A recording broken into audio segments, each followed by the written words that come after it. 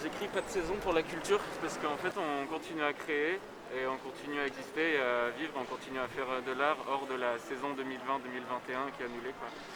Et on aimerait bien créer des spectacles en interne. Voilà. Pour dire que la culture existe quand même et il n'y a pas besoin d'une saison quoi. Pour l'instant, on a appelé, on va dire, à toutes les structures culturelles et toutes les structures de la métropole de Lyon à nous soutenir. Évidemment, il y a des directeurs, comme ici, quand on a des discussions avec des lieux occupés, où évidemment on est soutenu, puisque l'occupation est acceptée. On appelle à tous les acteurs de la culture, tous les acteurs de l'éducation, tous les acteurs dont le secteur est touché par la loi qui est en vigueur sur la loi chômage et tous les autres à nous soutenir évidemment.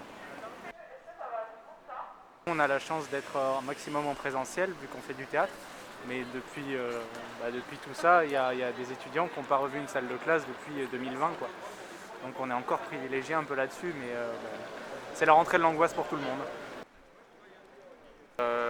Ce qu'on veut, c'est pas nécessairement et uniquement que les théâtres ouvrent, etc. C'est que le gouvernement sache qu'on existe. Mais oui. Et que ce soit connu qu'en fait on va mourir l'année prochaine. Je parle des intermittents, un peu uniquement des étudiants. S'il n'y a pas des choses qui sont faites, et pour le moment on a l'impression qu'ils nous disent oui qu'ils sont là et qu'ils pensent à nous, mais dans les faits ils font rien et ils veulent petit à petit en fait que ça disparaisse. Ça n'a pas l'air de les inquiéter trop que la moitié des intermittents disparaissent l'année prochaine.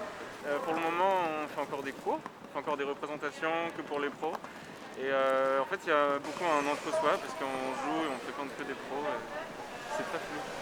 Et on ne sait pas comment on va commencer cette année, on va finir l'école et qu'est-ce qui se passe ensuite. Ça se base plus, j'imagine, sur des espoirs, de pouvoir jouer dans des salles, de pouvoir créer correctement avec du public, parce que c'est pour ça qu'on fait ce métier aussi, c'est pour du public, c'est pas pour nous. Mais c'est plus des espoirs que des idées, on va dire. Je ne sais pas comment me projeter, mais en tout cas, pour l'instant, on se bat pour atteindre un peu cet espoir.